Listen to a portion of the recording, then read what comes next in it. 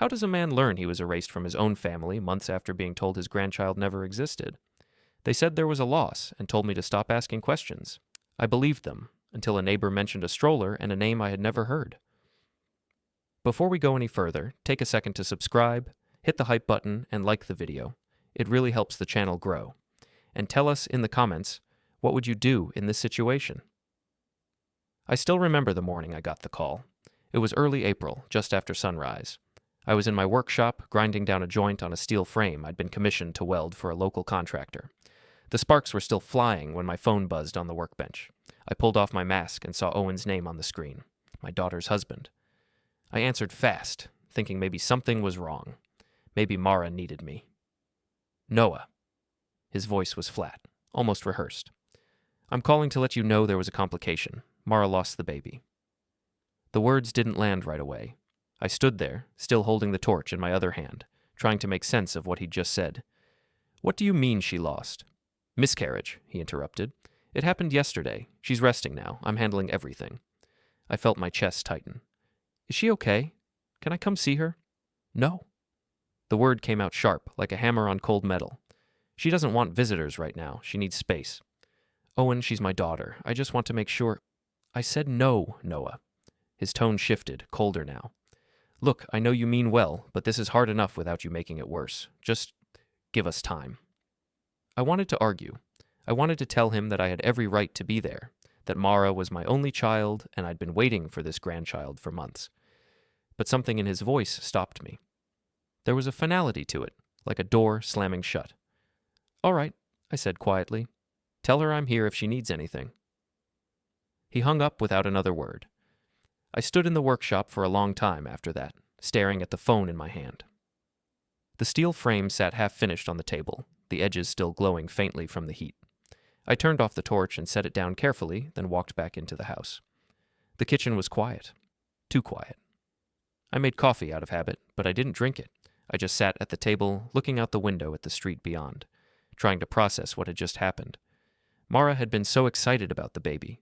She'd called me 2 months earlier to tell me the news, her voice bright and hopeful in a way I hadn't heard in years. I'd started preparing then, buying little things, a wooden toy truck I'd seen at a craft fair, a soft blanket with stars on it, a picture book about trains. I'd even cleared out a corner of the guest room, thinking maybe she'd bring the baby to visit someday. Now all of that felt pointless. I tried calling her that afternoon. The phone rang 4 times before going to voicemail. I left a message, keeping my voice steady. Hey, sweetheart. It's Dad. I just wanted to check in and see how you're doing. I'm so sorry about what happened. If you need anything at all, just let me know. I love you. She didn't call back. I tried again the next day. Same result. Voicemail. By the 3rd day, I stopped leaving messages. I figured she needed time to grieve, and I didn't want to pressure her. Owen had made it clear I wasn't welcome, and the last thing I wanted was to make things harder for Mara. So I waited. Days turned into weeks. I kept myself busy with work, taking on extra projects to fill the hours. I welded railings for a new apartment complex downtown. I repaired a trailer hitch for a guy who ran a landscaping business. The work helped, but it didn't stop me from checking my phone every hour, hoping to see Mara's name on the screen. It never came. Owen had always been distant with me. From the moment Mara introduced him, I could tell he didn't think much of me. I was a welder, a guy who worked with his hands, and he was some kind of consultant who wore expensive suits and talked about markets I didn't understand. He never said it outright, but I could see it in the way he looked at me, like I was something he had to tolerate because I came with Mara. Mara used to stand up for me back then. She'd tell Owen I was skilled, that I'd built half the custom metalwork in the neighborhood, but over the years, that changed. She stopped defending me. She stopped visiting as much. And when she did come by, Owen was always with her, steering the conversation away from anything that mattered. I told myself it was normal. People grow up. They build their own lives. I didn't want to be the kind of father who clung too hard. So I stepped back, gave them space, and hoped that love would be enough to keep us connected. I should have known better. By late May, I hadn't heard from Mara in over a month. I'd sent a few texts, simple things, nothing heavy, just checking in. She never responded. I tried calling Owen once. He picked up on the first ring, but his voice was clipped and impatient. What do you need, Noah? I just wanted to see how Mara's doing. I haven't heard from her in a while. She's fine. She's just not ready to talk yet. It's been over a month, Owen. I'm her father. I think I have a right to. A right? He laughed, but there was no humor in it. You don't get it, do you? She doesn't want to talk to you. She's moving on, and you keep dragging her back into it with your calls and your texts. Just stop. The line went silent for a moment. I felt something cold settle in my chest. I'm not trying to drag her into anything, I said quietly. I just want to know she's okay. She's okay. Now leave us alone. He hung up. I sat there in the kitchen, staring at the phone, trying to understand what had just happened. Owen's words replayed in my head over and over. She doesn't want to talk to you. Leave us alone. I stopped calling after that. I stopped texting. I told myself I was respecting her boundaries, giving her the space Owen said she needed. But deep down, I knew something else was happening. I just didn't know what. June came and went. I worked, I ate, I slept. I tried not to think about the silence. And then, one afternoon in early July, everything changed. I was outside, trimming the hedge along the front of my property, when Helen Foster walked by. She was one of my neighbors, an older woman who'd lived on the street for as long as I could remember. "Afternoon, Noah," she called out, waving as she approached. "Afternoon, Helen." She stopped at the edge of my driveway, adjusting the strap of her purse. "How have you been? I haven't seen you around much lately." "Been busy with work," I said, wiping the sweat from my forehead. She nodded, then hesitated. "I saw Mara the other day, over by the park." I looked up. "You did?" "Yes. She was with that husband of hers, Owen Wright, and the baby." The words hit me like a wrench to the gut. "The baby?" I repeated, my voice barely above a whisper. Helen smiled, oblivious to the shock spreading through me. Such a sweet little boy. I didn't get close enough to say hello, but I could hear her talking to him. I think she called him Elliot? Or maybe Everett, something like that. I couldn't breathe. The hedge trimmer slipped from my hand and clattered onto the driveway. Helen's smile faded. "Noah? Are you all right?" I opened my mouth, but no words came out. My mind was racing, trying to piece together what she'd just said. The baby, a name, Mara with a stroller. I'm fine, I managed to say, though my voice sounded hollow. Just tired. Helen looked concerned, but she didn't press. "Well, take care of yourself. Don't work too hard." She walked away, leaving me standing there in the driveway, staring at nothing. The baby was alive. Mara had lied. Owen had lied. And I had believed them. I didn't sleep that night. Every time I closed my eyes, I heard Helen's voice. The baby. Elliot. Everett. A name I'd never heard, tied to a child I was told didn't exist. I sat at the kitchen table until dawn, cold coffee untouched, replaying every conversation with Owen and Mara. Every excuse. Every deflection. Every time they told me to stop asking questions. It finally made sense. They hadn't lost the baby. They'd cut me out. The realization didn't bring anger, just a hollow clarity, like a puzzle piece snapping into place. I'd been erased. Quietly. Deliberately. And I'd let it happen because I trusted them. I thought about calling Mara, demanding answers. But it wouldn't matter. If she could lie about this, she wouldn't tell the truth now, and Owen had already made his position clear. No, I needed proof. Over the next few days, I watched and listened. I drove past their apartment twice, parking across the street, waiting. On the second day, I saw her. Mara came out mid-morning, pushing a stroller. Light blue jacket, sunglasses, hair pulled back. The stroller was expensive, polished, the kind meant to signal everything was under control. I couldn't see the baby. I didn't need to. She walked toward the park, unhurried, unburdened. Not like someone who'd lost a child, like a mother on a morning walk. I sat there gripping the wheel until she disappeared. She was happy, she had her baby, and she'd chosen to keep me out of it. I went home and sat in the workshop, staring at the steel beams and half-finished projects. This place had always been my refuge. When Mara's mother left, when money ran thin, when Mara spent nights in the hospital and I waited, praying, now it just felt empty. I thought about all the years I'd spent trying to be a good father. I wasn't perfect, I knew that. I worked long hours, I wasn't great with words. I didn't always know how to talk about feelings or emotions the way some people did. But I'd loved Mara with everything I had. I'd made sure she had what she needed. I'd been there, and this was what I got in return. I pulled out my phone and opened the text thread with Mara. The last message I'd sent was from 3 weeks ago. Just a simple, thinking of you. Hope you're doing okay. She'd never responded. I scrolled up, reading through the older messages. Birthday wishes, holiday greetings, photos of projects I'd finished, hoping she'd be proud. All of it one-sided. All of it ignored.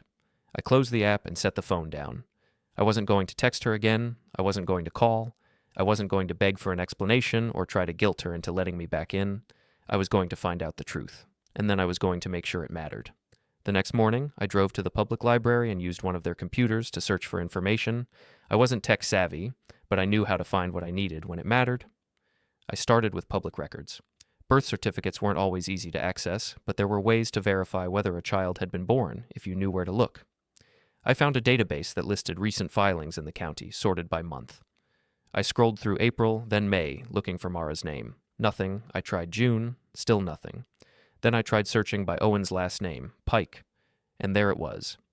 A filing dated April 18th. Male child, parents listed as Mara Calder and Owen Pike. I stared at the screen, my hands shaking. April 18th. The day after Owen called to tell me about the miscarriage, I printed the page, folded it carefully, and slipped it into my jacket pocket. Over the next 2 weeks, I gathered everything I could. I went through old emails and text messages, looking for anything that might be useful. I found receipts for baby items Mara had bought online. Cribs, clothes, bottles, all dated after Owen's call.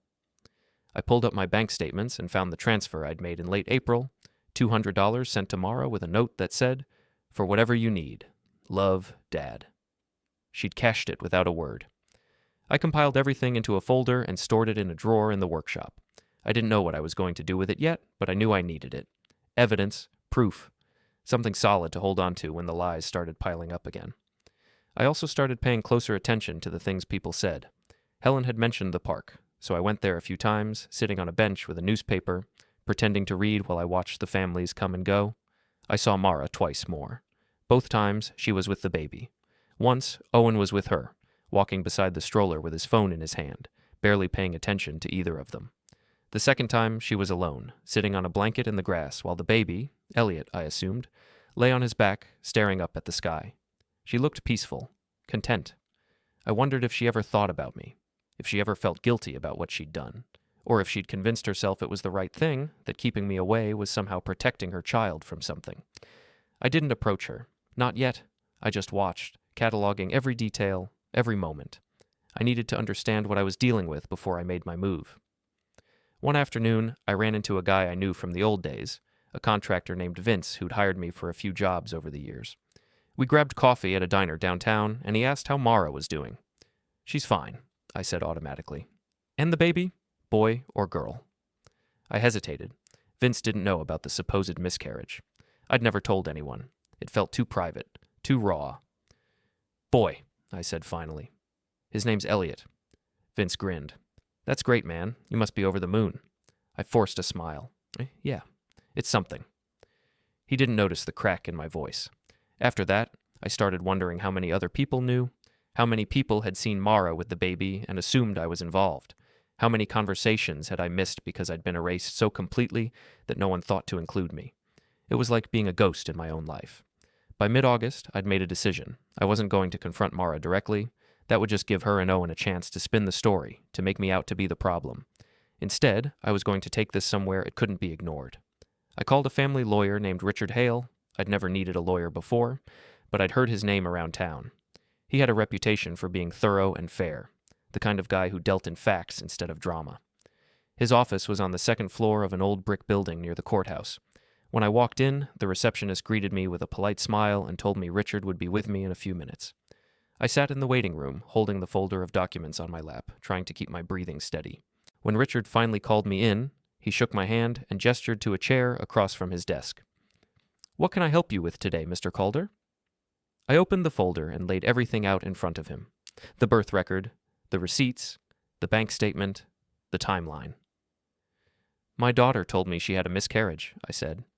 "But she didn't. She has a son, and she's been keeping him from me." Richard leaned forward, studying the documents with a calm, measured expression. "And you're looking for—" "I want to know what my options are," I said. "Legally." He nodded slowly. "All right.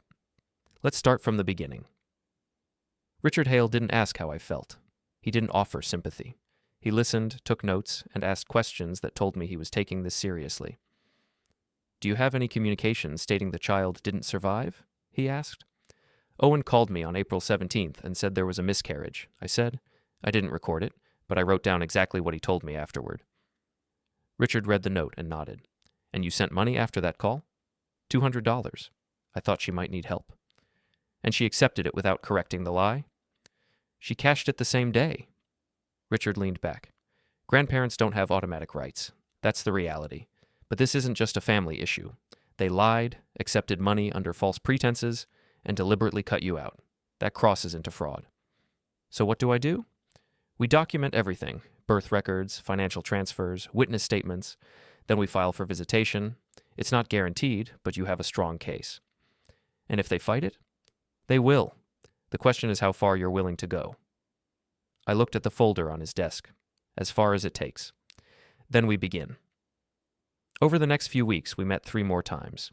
Richard added records, filed motions, and reduced the timeline to cold, legal facts. He also told me to document everything. If they contact you, save it. If you hear anything, write it down. The more evidence, the fewer places they can hide. I followed his advice exactly. Dates, conversations, receipts, overheard comments. Piece by piece, the picture became undeniable. That's when I started thinking about the trust fund. I'd set it up for Mara years ago. The balance, just over $18,000, was still untouched. I called the bank and revised the terms. The money stayed put, but access now required my approval. If she wanted it, she'd have to come to me. It wasn't about punishment, it was about boundaries. One evening in late August, I was working in the garage when my phone rang. I didn't recognize the number, but I answered anyway. Is this Noah Calder? Yeah, who's this? My name is Jenna Lynn. I'm a friend of Mara's. She asked me to call you. I set down the wrench I'd been holding. Why didn't she call herself? There was a pause. She's not comfortable talking to you directly right now, but she wanted me to let you know that she's aware you've been asking questions and she'd appreciate it if you stopped. Asking questions about what? About her son. I felt my jaw tighten. So there is a son. Another pause. Longer this time. I think you should talk to Mara about this. I've tried. She won't answer my calls. Mr. Calder, I don't want to get in the middle of this. I'm just passing along a message. Please respect her wishes and give her space. The line went silent. I stood there in the garage, staring at the phone, replaying the conversation in my head. She's aware you've been asking questions. That meant Mara knew what I was doing, she knew I'd figured it out. And instead of explaining herself, instead of apologizing, or even trying to justify the lie, she'd sent someone else to tell me to back off. I called Richard the next morning and told him about the call. That's good, he said. It means they're rattled. People who have nothing to hide don't send intermediaries. What do we do now? We keep building the case, and we wait for the right moment. The right moment came sooner than I expected. In early September, I got a text from Mara. It was the first direct communication I'd had from her in months. The message was short. We're having a small family gathering next weekend. Just close friends. Thought you might want to know. I stared at the text for a long time, trying to figure out what it meant. Was this an olive branch? A trap? Or was she just going through the motions, inviting me out of some sense of obligation she didn't actually feel? I showed the message to Richard. Go, he said. But don't go in angry. Don't accuse anyone of anything. Just observe. Let them show you who they are. And if Owen's there, be polite, be calm, let him make the first move. I agreed, though part of me wanted to skip the whole thing. But Richard was right. This was an opportunity. If Mara was willing to include me, even reluctantly, it meant she wasn't completely committed to keeping me out. Or maybe it meant she thought she could control the narrative. Either way, I was going. The gathering was held at a community hall not far from Mara and Owen's apartment. When I arrived, there were already a dozen cars in the parking lot. I recognized a few of them, friends of Mara's from college, some people I'd met once or twice over the years. I took a deep breath, grabbed the small gift I'd brought, a wooden toy train I'd made in the workshop, and walked inside. The hall was decorated simply, with tables set up along one side and a few banners hanging from the ceiling. There were maybe 20 people milling around, talking and laughing. I spotted Mara near the back, holding the baby in her arms. My grandson. He was small, maybe 4 months old, with dark hair and round cheeks. He was wearing a little blue outfit, and his eyes were half closed, like he was about to fall asleep. Mara looked up and saw me. For a moment, something flickered across her face. Guilt, maybe, or surprise. But it was gone before I could be sure. I walked over slowly, holding the gift in one hand. Hi, sweetheart. Hi, Dad. Her voice was quiet, almost tentative. I looked down at the baby. He's beautiful. She didn't say anything. What's his name? I asked, even though I already knew. Elliot. I nodded. Elliot. That's a good name. She shifted the baby slightly, like she was trying to put more distance between us. I didn't think you'd come. You invited me. I know, I just wasn't sure. Before I could respond, Owen appeared at her side. He didn't greet me. He just looked at me with that same cold expression I'd seen so many times before. Noah. Owen. He glanced at the gift in my hand. What's that? Something I made for Elliot. We don't need anything from you. Mara put a hand on his arm. Owen, it's fine, I said, keeping my voice steady. I just wanted to bring something. Owen stepped closer, lowering his voice so the people nearby wouldn't hear. Let me make this clear. You weren't supposed to know about Elliot. You weren't supposed to be here. Mara invited you because she felt guilty, but that doesn't change anything. You're not part of this family anymore. I looked at Mara. She wouldn't meet my eyes. Is that true? I asked her. She hesitated, then nodded. I think it's better this way. For everyone. I felt something crack inside me, but I didn't let it show. I just nodded, set the gift down on the nearest table, and turned to leave. As I walked toward the door, I heard Owen say something to Mara, his voice smug and satisfied. And that's when I knew. This wasn't about protecting Elliot. This wasn't about boundaries or privacy. This was about control. Owen wanted me gone, and Mara had let him win. But the fight wasn't over. Not yet. I didn't go home after the gathering. I sat in my truck in the parking lot, gripping the wheel, watching people drift in and out of the hall. Laughter and music spilled out each time the door opened. Inside, Mara was probably smiling, holding Elliot, pretending everything was fine. Owen had been clear. I wasn't part of the family anymore, and Mara had gone along with it. I drove to the storage unit on the edge of town, where I'd kept things for years, old tools, spare furniture, boxes of Mara's childhood I couldn't throw away. I unlocked the door and pulled the light. In the back, under a tarp, were the gifts I'd bought for Elliot before Owen's call, the wooden truck, the star blanket, the train book. I'd packed them away after the supposed miscarriage, thinking I'd never need them. Now they felt like proof of how completely I'd been played. I lifted the tarp and stared at the box. I'd spent hours choosing those gifts, imagining the day I'd give them to my grandson, holding him, seeing Mara smile. That day was never coming. I covered the box again, locked the unit, and walked away. When I got home, I called Richard. How did it go? He asked. About as bad as you'd expect. Owen made it clear I'm not wanted. Mara backed him up. Richard was quiet for a moment. Did anyone else witness this? There were people around, but I don't think they heard much. Owen kept his voice down. That's fine. What matters is that you went, you stayed calm, and you have a clearer picture of where things stand. Now we move forward. What's the next step? We file the petition for visitation rights. It'll take a few weeks to process, but once it's submitted, Mara and Owen will be notified, they'll have to respond, and that's when things get interesting. Interesting how? They'll either try to settle quietly, or they'll fight. Based on what you've told me, I'm guessing they'll fight, and when they do, we'll have everything ready. I hung up and sat in the dark kitchen, staring out the window. Streetlights stretched shadows across the driveway. Everything felt suspended, like the world was holding its breath. I thought about Mara as a child, running to me after school, backpack bouncing, sitting on the workbench in the garage and asking endless questions. Back then, she trusted me. She believed I could fix anything. Now she wouldn't even meet my eyes. Sleep didn't come. I replayed the gathering, Owen's voice, Mara's silence, until sunrise. By then, I'd made a decision.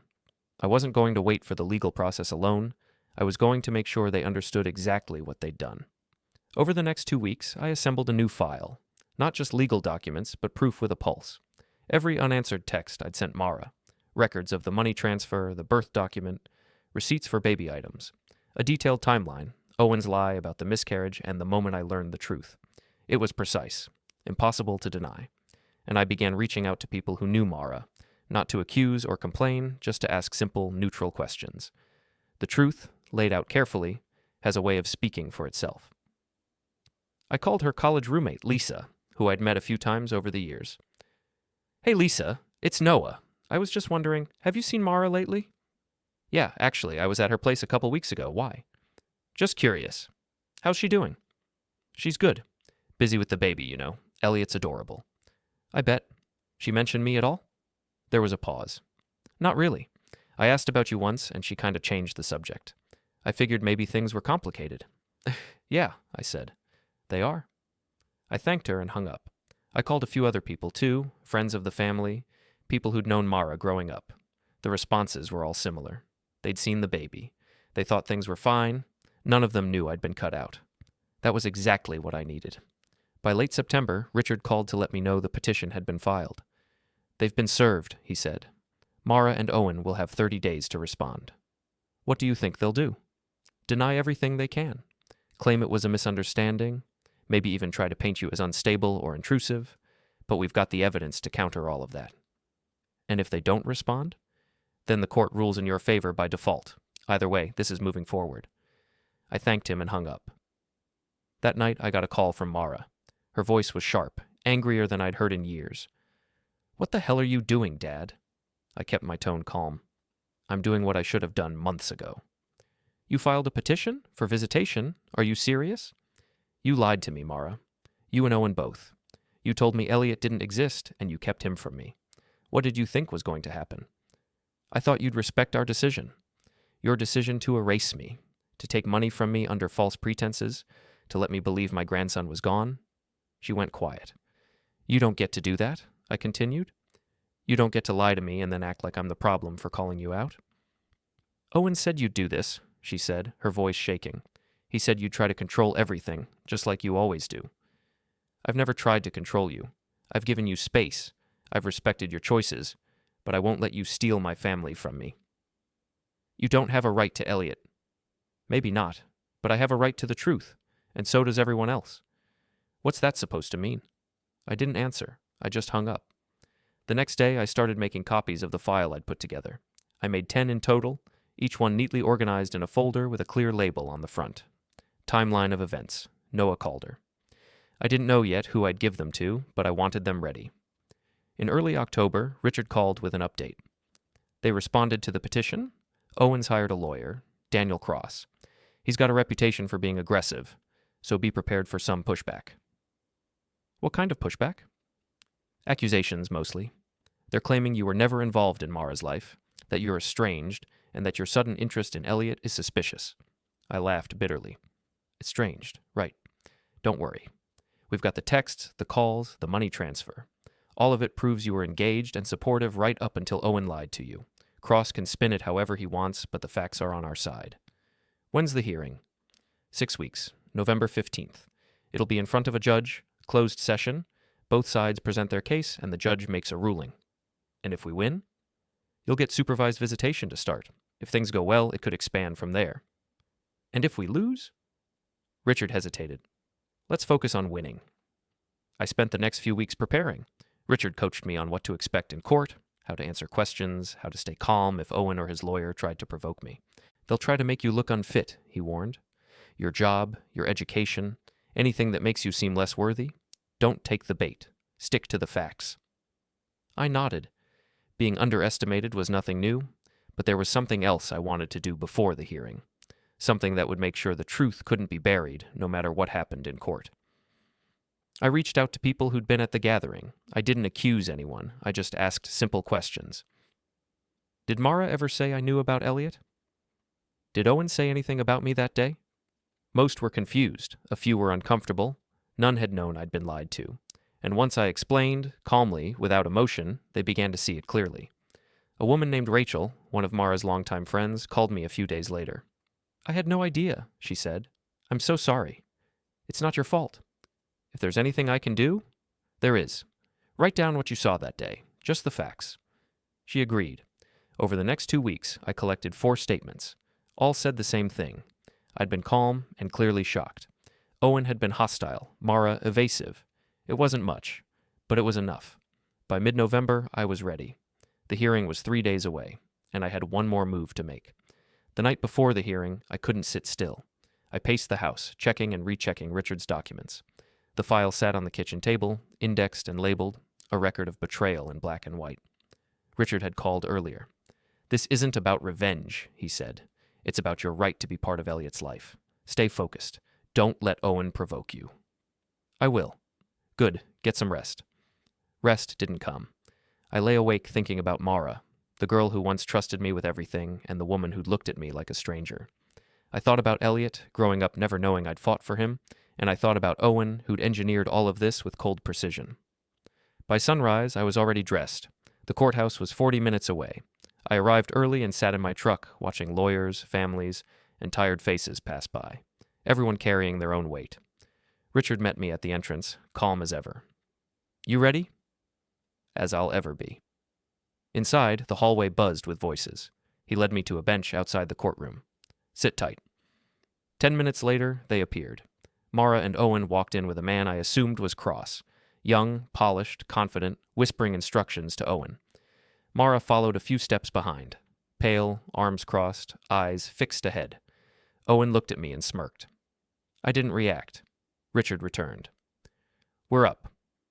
The courtroom was smaller than I expected.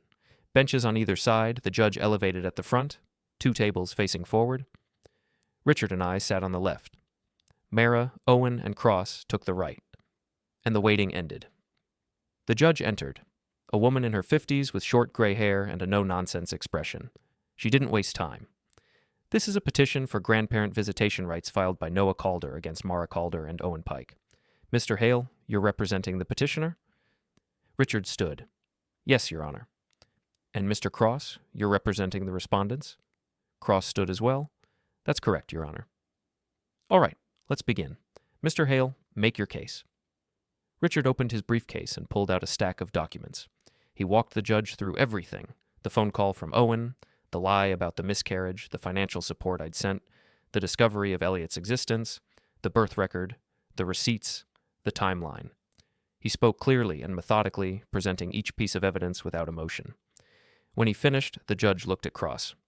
Your response? Cross stood again, his tone smooth and practiced. Your Honor, my clients acknowledge that there was a miscommunication regarding the child's status. However, Mr. Calder has not been an active or consistent presence in Ms. Calder's life for several years. The decision to limit his involvement with the child was made in the best interest of the family's stability. Miscommunication? Richard cut in. Your Honor, this wasn't a miscommunication. It was a deliberate lie. Mr. Pike explicitly told Mr. Calder that the child had not survived. He accepted money under that false premise. This isn't a matter of interpretation. Cross didn't miss a beat. Mr. Calder's characterization of the conversation is his own. My clients maintain that the situation was more nuanced than he's suggesting. The judge held up a hand. I'll hear from the parties directly. Ms. Calder, can you explain why you allowed your father to believe the child did not survive? Mara stood slowly. Her voice was quiet, almost shaky. I didn't know Owen had said that. Not at first. By the time I found out, so much time had passed, and I didn't know how to fix it. So you're saying your husband lied without your knowledge? Mara hesitated. Well, he was trying to protect me. I'd been stressed, and he thought it would be easier if we just kept some distance. From your own father? She didn't answer. The judge turned to Owen. Mr. Pike, did you tell Mr. Calder that the child had not survived? Owen stood, his expression calm. I told him there had been a complication. I may have used the word miscarriage, but it was in the context of explaining that we needed space. I never intended to deceive him. Richard leaned forward. Your Honor, Mr. Pike's own words contradict that. He told Mr. Calder to stop asking questions. He accepted financial support meant for a child he claimed didn't exist. That's not a misunderstanding. That's fraud. The judge looked at the documents in front of her, then back at Owen. Mr. Pike, why did you accept money from Mr. Calder if you knew he was operating under a false assumption? Owen's expression flickered, just for a moment. I didn't think it was relevant. The money was a gift. He offered it, and we accepted. Under the belief that your wife had suffered a pregnancy loss. Owen didn't respond. The judge sat back in her chair, her expression unreadable. I'm going to take a short recess to review the evidence. We'll reconvene in 20 minutes. She stood and left the courtroom. Richard leaned over to me. That went well. She's not buying their story. I nodded, but I didn't feel relieved, though I felt hollow. 20 minutes later, the judge returned. I've reviewed the evidence presented by both parties, she said, and I'm prepared to make a ruling. The room went silent. It's clear to me that Mr. Calder was deliberately misled about the status of his grandchild.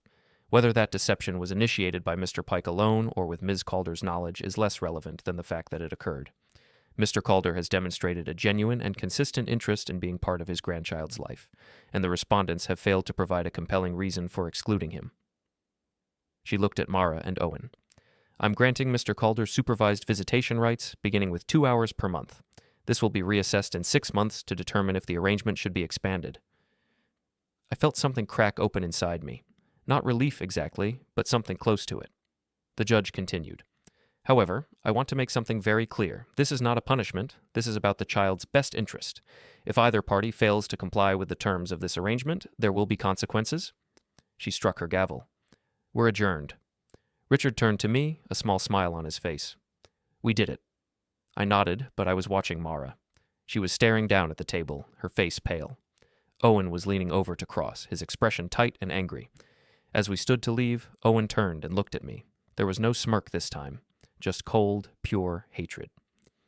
Outside the courthouse, Richard shook my hand. Congratulations, Noah. This is a good outcome. Yeah, I said quietly. Thanks for everything.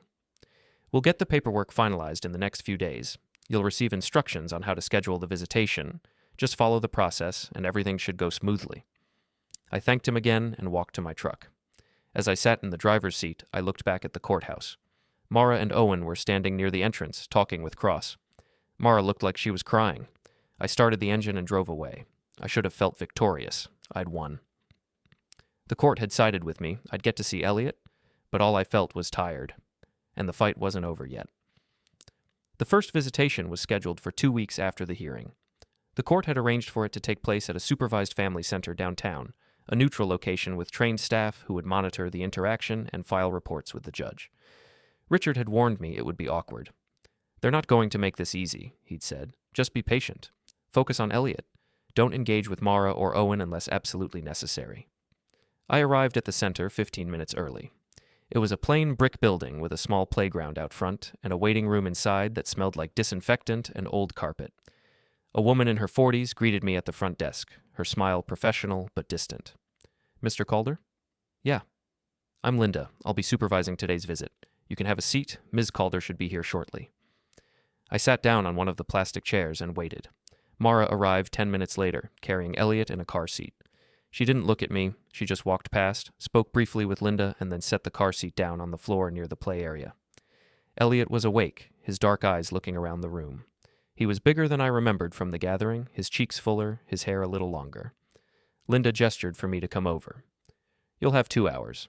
There are toys and books available. Just interact naturally. I'll be in the corner taking notes, but try to ignore me. I nodded and knelt down beside the car seat. Elliot looked at me, curious but calm. I unbuckled him carefully and lifted him into my arms. He was heavier than I expected, solid and warm.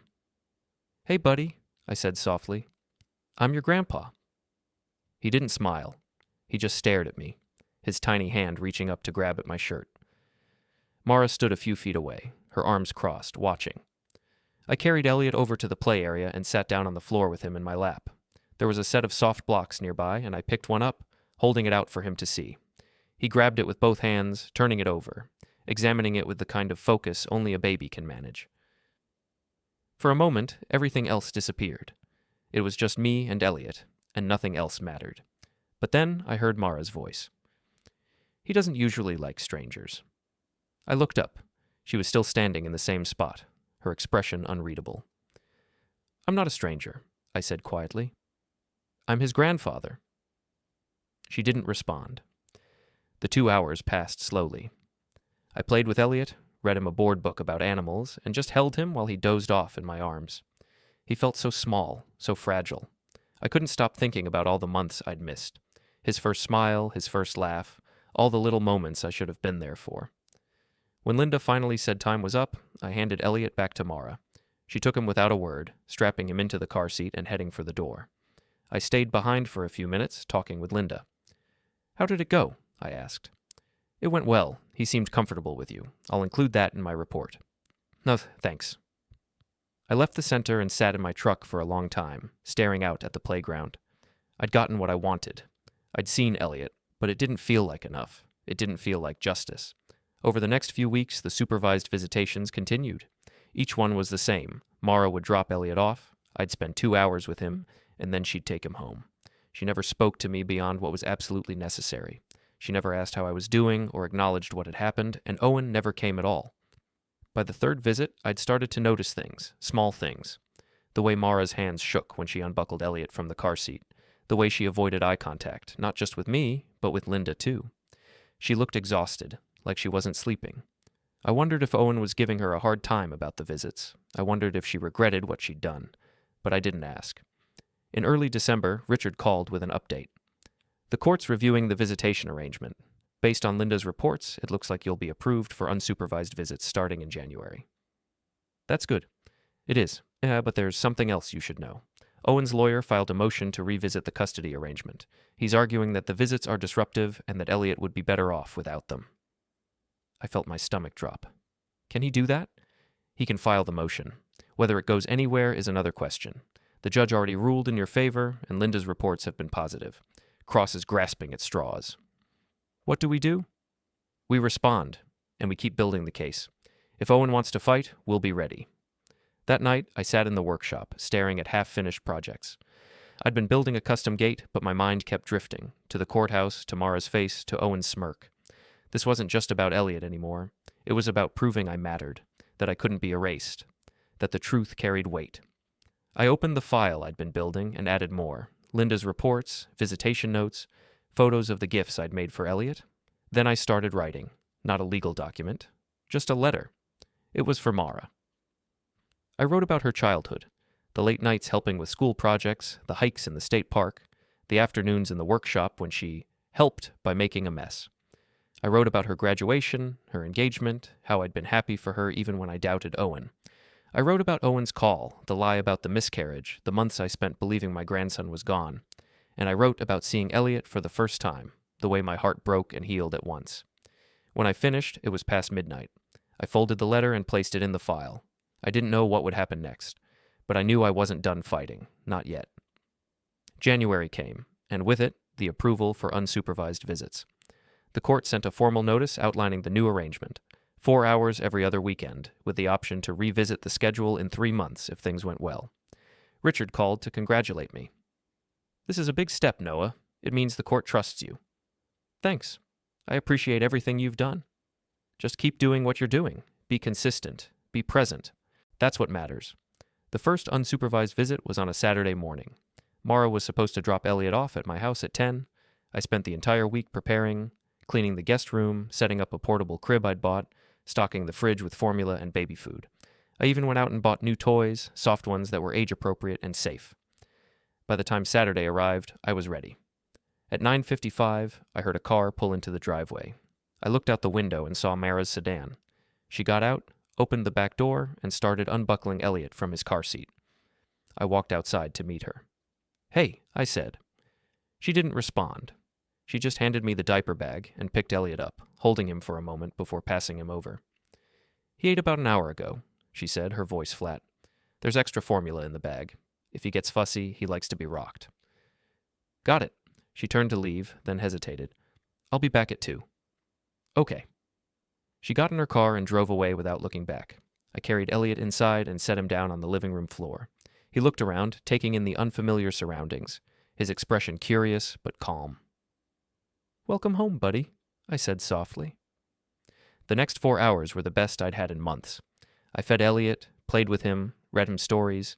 He laughed when I made funny faces, and when he got tired, I rocked him to sleep in the old chair I'd used when Mara was a baby. Holding him, watching his tiny chest rise and fall, I felt something I hadn't felt in a long time. Peace.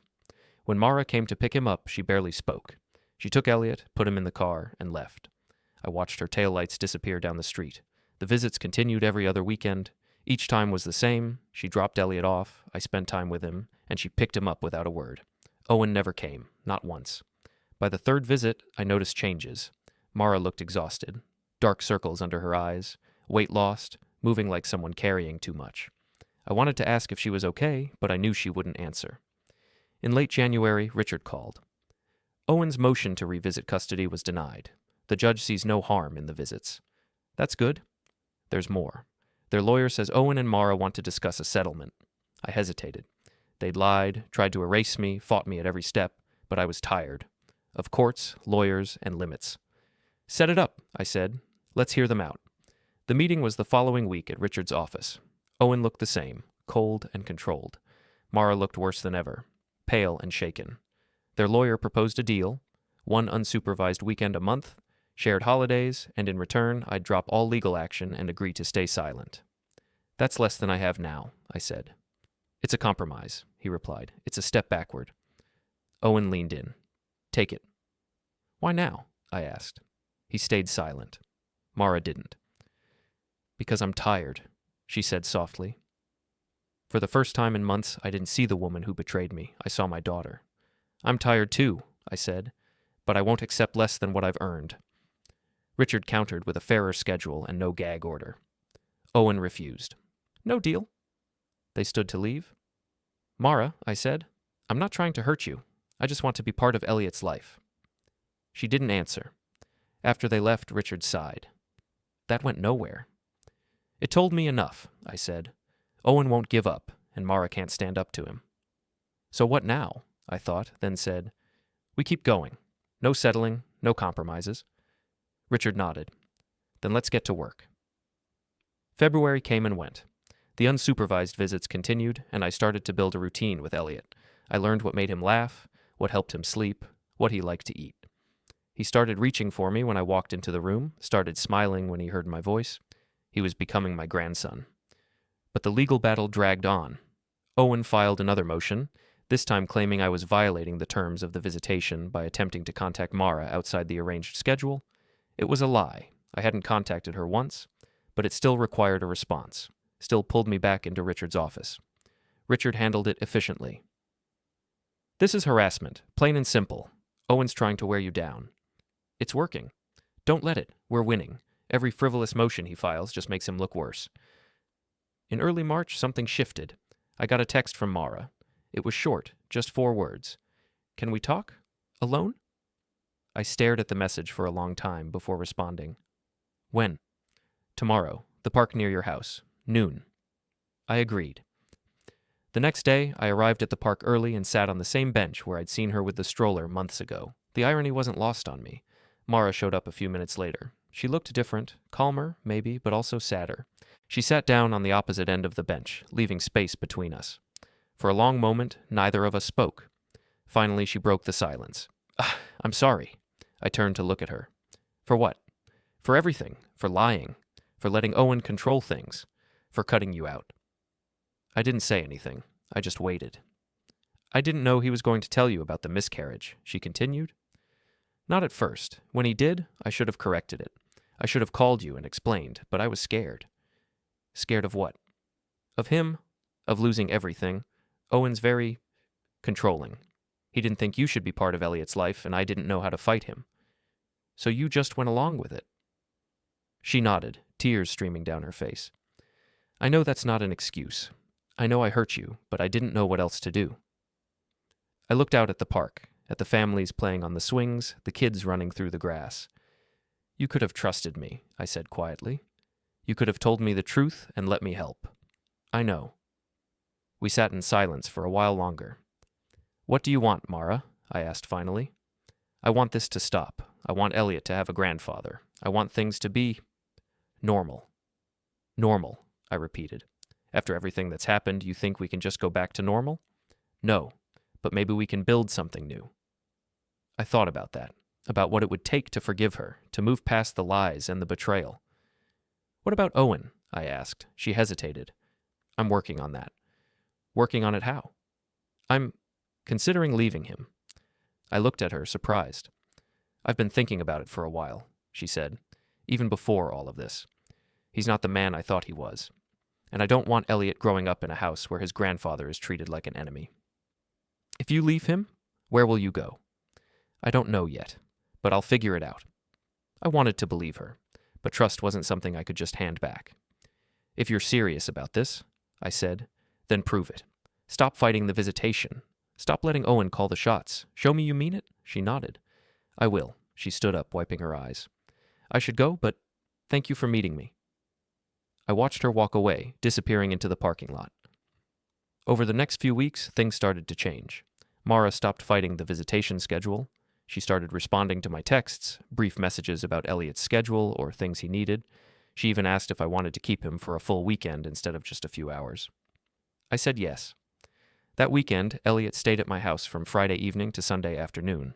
I fed him, played with him, put him to bed in the crib I'd set up in the guest room.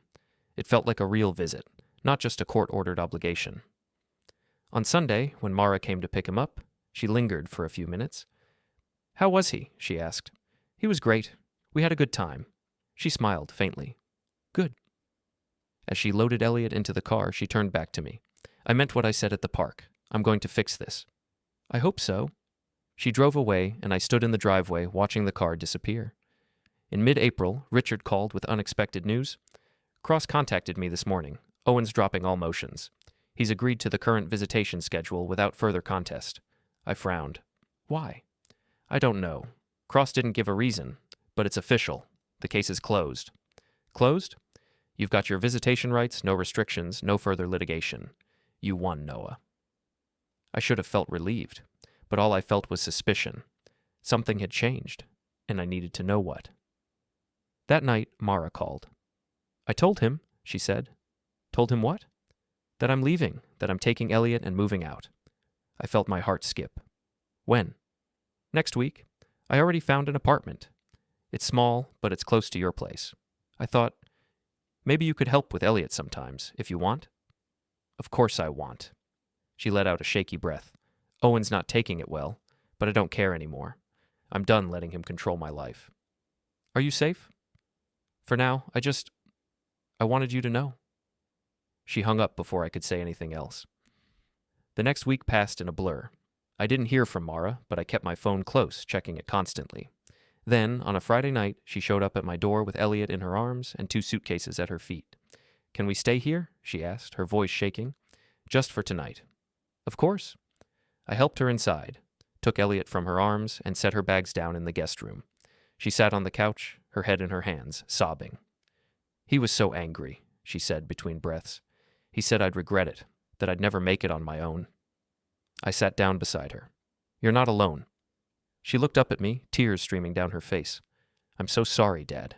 For everything." "I know." And for the first time in months, I put my arm around her shoulders and let her cry. Mara stayed at my house for 3 days. She barely spoke about Owen, but I could see the weight of it in her eyes, the way she flinched whenever her phone buzzed. On the 3rd night, after Elliot was asleep, she sat with me in the kitchen. "Owen's been spreading things. About you, about me. He's telling people I'm unstable, that you manipulated me into leaving." I felt my jaw tighten. "Is anyone believing him?" "Some people are. His friends, his family." "Have you talked to Richard?" She shook her head. "I don't want to drag this into court again. I just want to move forward." "Mara, if he's lying about you, about me, we can't just ignore it." "I know, but I'm tired of fighting." I understood that. I was tired too. But I also knew that people like Owen didn't stop just because you walked away. The next morning, Mara moved into her new apartment. It was a small 1-bedroom place on the east side of town. I helped her carry boxes up the stairs, set up the crib, and made sure everything was secure. As I was getting ready to leave, she stopped me. "Thank you," she said, "for everything." "You're my daughter. You don't have to thank me." She hugged me tightly. 2 weeks later, I got a call from Richard. "Owen's filed a new motion. He's claiming Mara is an unfit mother and requesting full custody of Elliot." I felt a sudden chill wash over me. "On what grounds?" "He's citing her mental state, claiming she's unstable and that her decision to leave was erratic. He's also claiming you're exerting undue influence over her." "That's insane." "It is, but it's in the system now, and we have to respond." I drove to Mara's apartment and told her. She sat on the couch, her face pale. "He's not going to stop," she said quietly. "Then we fight him." She looked at me. "How?" "I don't have money for a lawyer. I'll cover it. Richard's already on retainer. We'll build a case and we'll prove Owen wrong." Over the next few weeks, Richard and I worked to build Mara's case. We gathered statements from neighbors who'd seen her with Elliot, from Linda at the visitation center, from her doctor who confirmed she was mentally sound. Richard hired an investigator named Greg. Within a week, Greg came back with findings. Owen had a history of controlling behavior in past relationships. 2 ex-girlfriends were willing to provide statements. One had filed a restraining order years ago. There were also financial irregularities, loans taken out in Mara's name without her knowledge. "This is good," Richard said. "It shows a pattern." The custody hearing was scheduled for late May. Mara was terrified, but I kept reminding her that we had everything we needed. "Just tell the truth," I said. The hearing was brutal. Owen's lawyer painted Mara as unstable and irresponsible, but Richard was ready. He presented the statements, the reports, the financial records. Then he called Mara to the stand. She was nervous at first, but as the hearing went on, she found her footing.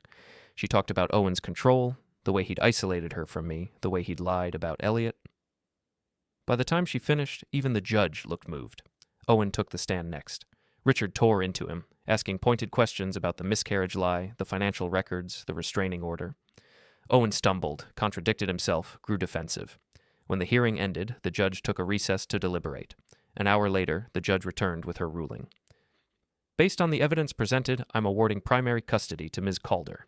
Mr. Pike will have supervised visitation pending a reassessment in 6 months." Mara let out a sob, covering her face with her hands. Owen stood up, his face twisted in rage, but his lawyer pulled him back. We left the courthouse together, Mara leaning on me for support. "It's over," she said. "Not yet," I said, "but we're close." June arrived. Mara settled into her new life with Elliot. I helped when I could, watching him while she worked, bringing groceries, fixing things around her apartment. Owen's supervised visitations were sporadic. When he did show up, he was cold and distant. It was clear he wasn't interested in being a father. In mid-June, I got a call from Richard. "Owen's filed an appeal. He's contesting the custody ruling." I wasn't surprised. "How long will that take?" "Months, maybe a year, but I don't think he has a case." I hung up and sat in the workshop. I'd spent so much time fighting that I'd almost forgotten what it felt like to just exist, but I wasn't done yet. In late June, I learned that Owen and Mara's circle of friends were hosting a gathering at the same community hall where I'd first seen Elliot. Mara had been invited, and after some hesitation, she decided to go. "I need to face people," she said. I asked if I could come. She hesitated, then nodded. "Yeah, I'd like that." The gathering was on a Saturday afternoon. When we arrived, the hall was filled with familiar faces, people who'd watched as I'd been shut out, people who'd believed Owen's version of events. Mara carried Elliot in her arms, staying close to me as we walked inside. People noticed us immediately. Conversations stopped. Eyes turned. Owen was there, standing near the back with a group of his friends. He saw me and his expression darkened. Mara and I found a table and sat down. People started approaching cautiously, asking how she was doing. No one asked about me. After about 20 minutes, Owen walked over. His friends followed, forming a loose circle around our table. "Didn't expect to see you here, Noah," he said, his tone cold. "Mara invited me." He looked at her. "You're really going to do this? Embarrass yourself in front of everyone?" Mara's face went pale, but she didn't back down. "I'm not embarrassed. You're the one who lied." Owen laughed. "Lied? I protected you. I protected our son from a man who had no business being in our lives." I stood up. "You lied about a miscarriage. You took money under false pretenses. You tried to erase me from my own family." The room had gone silent. Everyone was watching now. Owen stepped closer. "You think you're some kind of hero? You're just a bitter old man who couldn't let go.